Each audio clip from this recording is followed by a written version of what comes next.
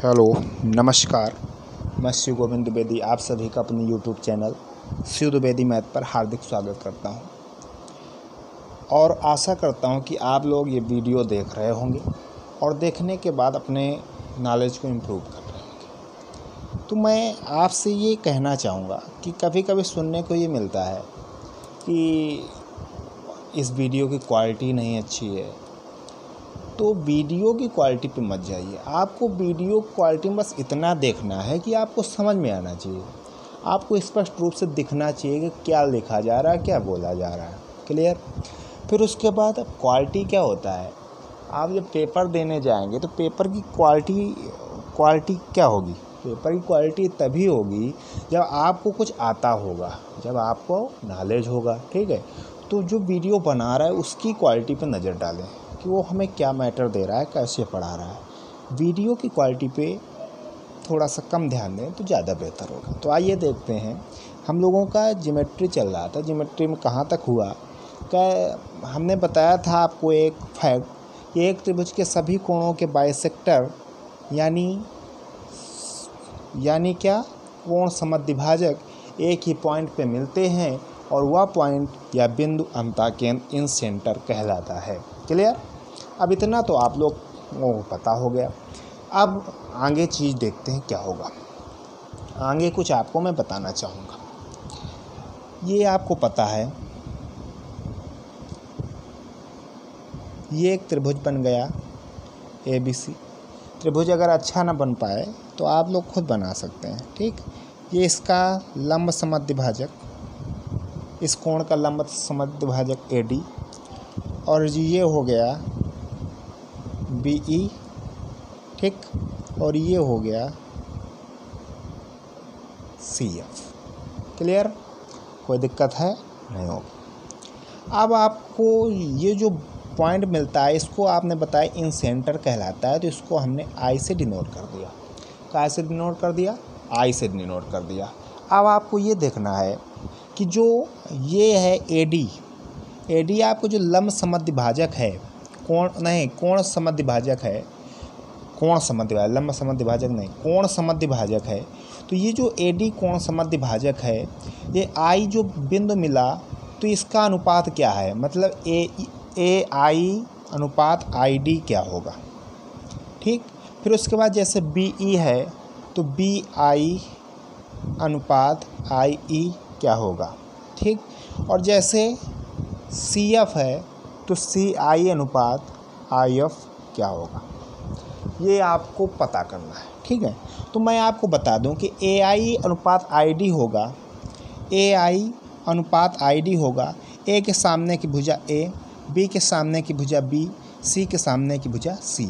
AI अनुपात ID, तो इसका होगा B + C अनुपात A।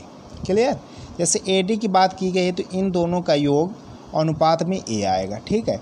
अब BI और IB की बात की गई है तो A + C अनुपात B। क्लियर।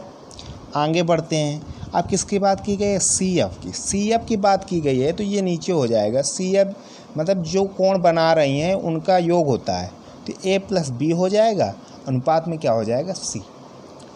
अब इतना तो आपको पता चल गया, लेकिन आपको क्या देखना है कि ये होता तो है, आपने बताया, मैंने मान लिया कि ये होता है, लेकिन ये क्यों होता है।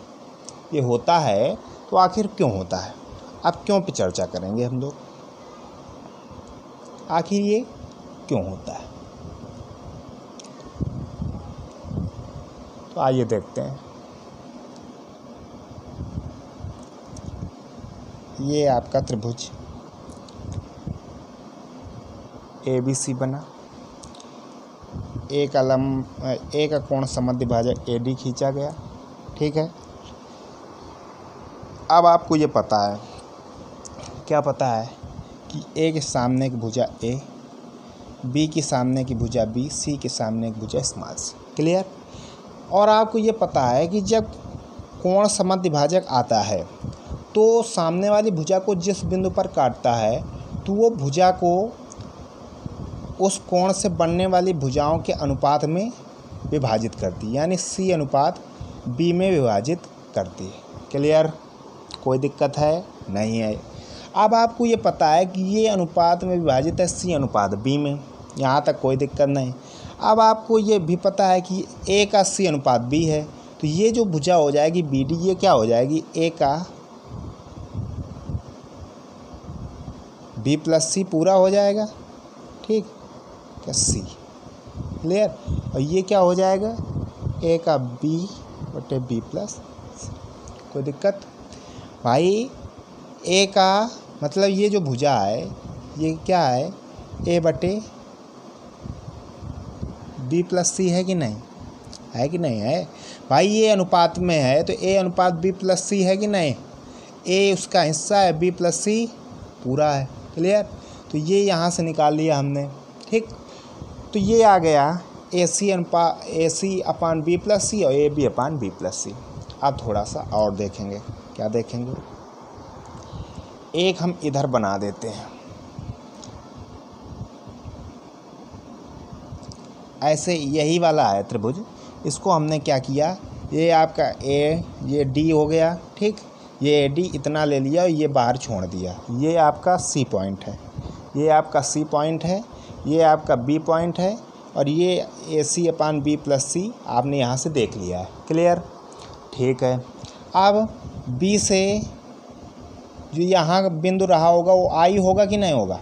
भाई हमने अभी ऊपर पढ़ा था कि एक त्रिभुज के सभी कोणों के बाइसेक्टर एक ही पॉइंट पे मिलते हैं और वो पॉइंट क्या कहलाता है, अंतःकोण इंसेंटर कहलाता है।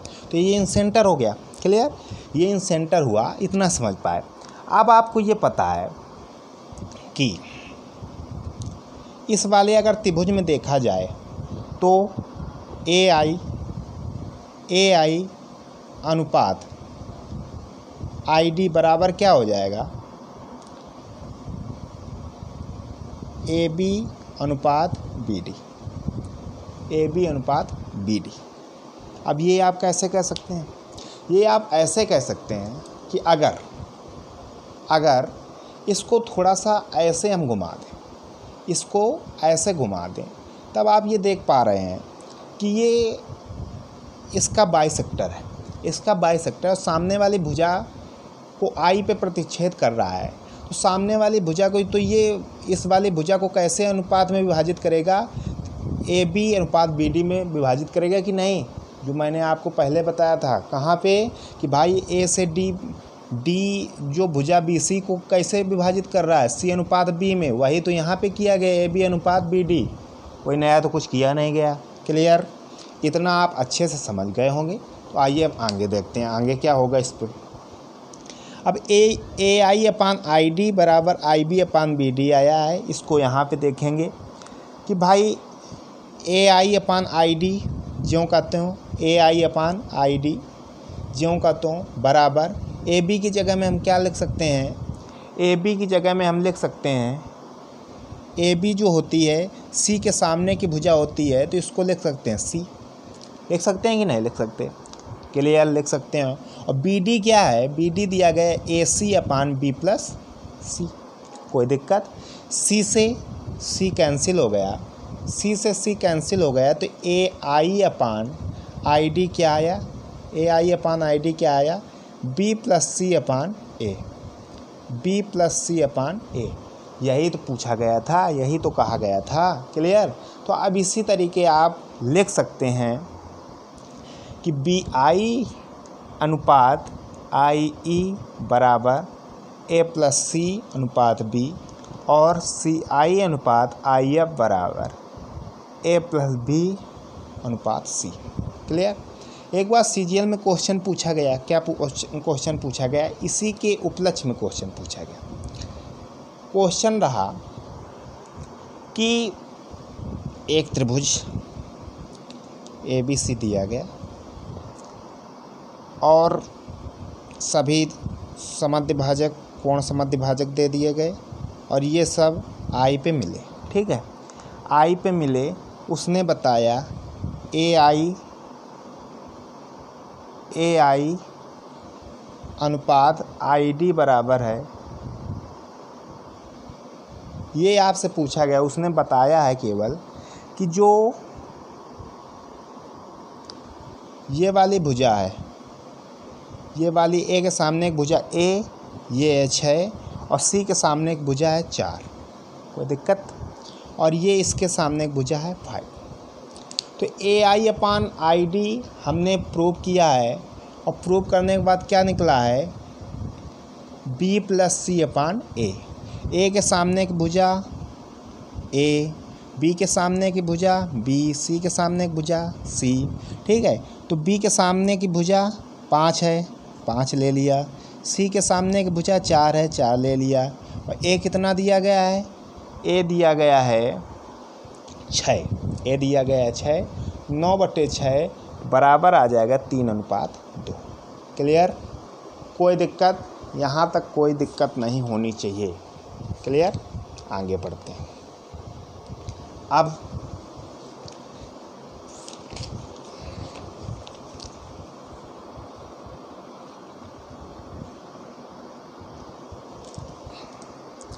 अंतःकेंद्र को अंतःकेंद्र इस वजह से कहते हैं। अब एक सवाल आया कि अंतःकेंद्र को अंतःकेंद्र कहते क्यों हैं।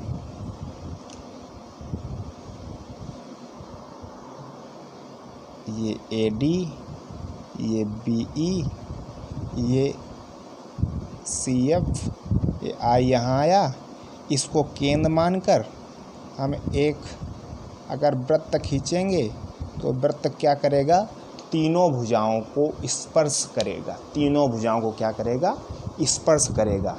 तो अंतःकेंद्र को अंतःकेंद्र इस वजह से कहते हैं कि इसको केंद्र मानकर एक अंतःवृत्त खींचा जा सकता है जो त्रिभुज के तीनों भुजाओं को टच करता है। अंतःकेंद्र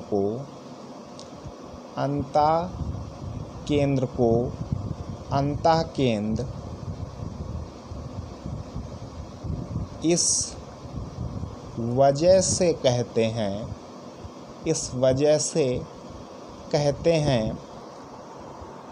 क्योंकि इसको केंद्र मानकर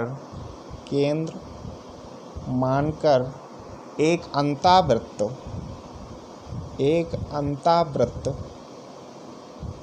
खींचा जा सकता है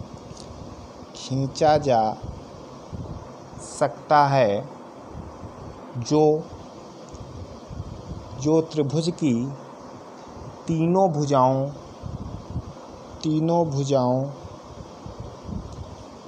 तीनों भुजाओं को स्पर्श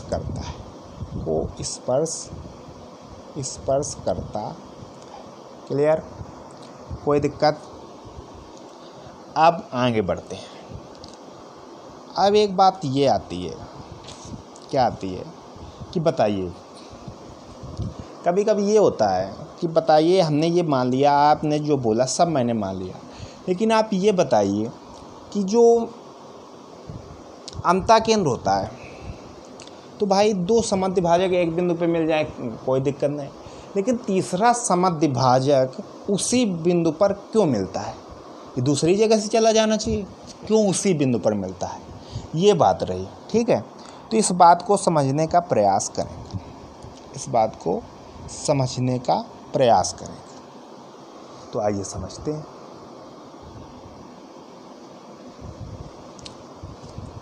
त्रिभुज बनाइए,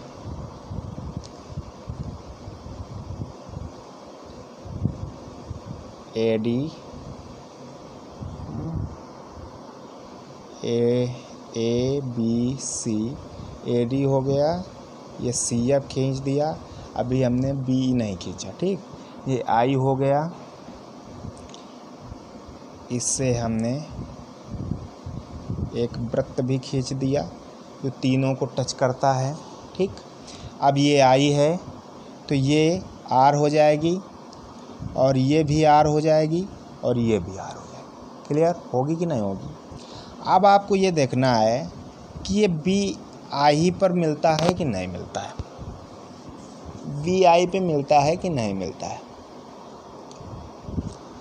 अब हमें ये देखना है कि BI पे मिलता है कि नहीं मिलता है।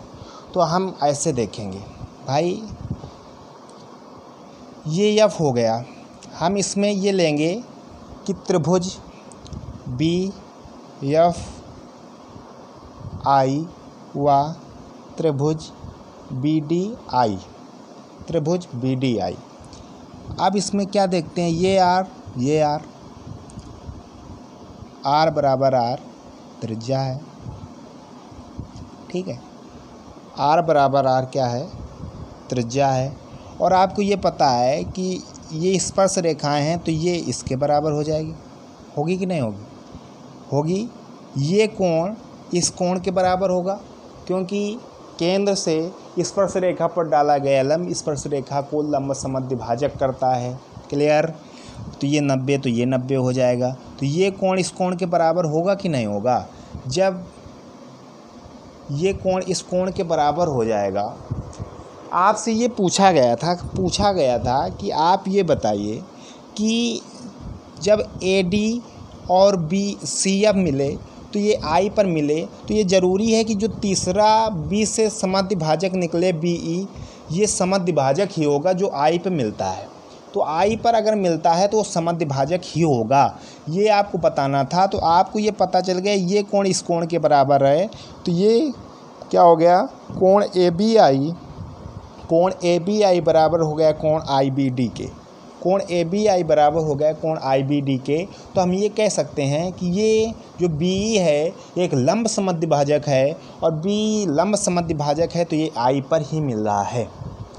तो हम ये कह सकते हैं कि तीसरा जो समद्विभाजक होगा, तीसरा जो समद्विभाजक एक ही बिंदु पर मिलते हैं, एक ही बिंदु पर मिलेगा भाई। क्योंकि लोगों के मन में ये आता है कि भाई दो तो हमने मान लिया कि एक बिंदु पर मिलते होंगे, लेकिन ज़रूरी है कि तीसरा एक ही बिंदु पर मिले। अगर तीसरा एक बिंदु पर मिल रहा है तो ये ज़रूरी है कि वो कोण समद्विभाजक होगा। तो मैंने सिद्ध कर दिया, हाँ ये ज़रूरी है कि अगर वो एक ही बिंदु पर मिल रहा है तो ज़रूरी है कि वो कोण समद्विभाजक ही होगा। क्लियर। यहाँ तक मैं आशा करता हूँ कि आपको समझ में आएगा। आगे भी हम लोग अच्छे फैक्ट पढ़ते रहेंगे और ये ज्योमेट्री आपकी अच्छे से चलती रहेगी। तो मैं आशा करता हूँ कि जिन लोगों ने अभी तक चैनल को सब्सक्राइब नहीं किया है, सब्सक्राइब कर लें। क्वालिटी पे न जाएं, वीडियो की क्वालिटी पे न जाएं, टीचर की क्वालिटी पे जाएं। ये ध्यान रखिएगा। धन्यवाद।